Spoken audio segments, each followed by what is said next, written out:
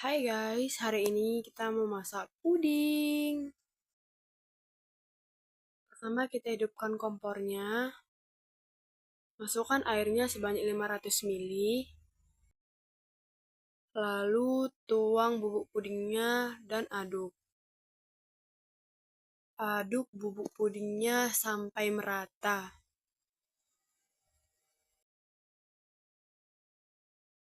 Lalu biarkan dia sampai mendidih. Kita siapkan 4 cangkir, lalu kita tuang.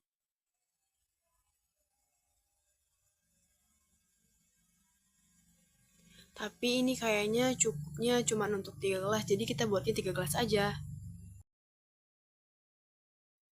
Dan udah jadi nih dia pudingnya, dapatnya 3 cangkir ya guys. Lalu kita tunggu sebelum kita masukkan ke kulkas.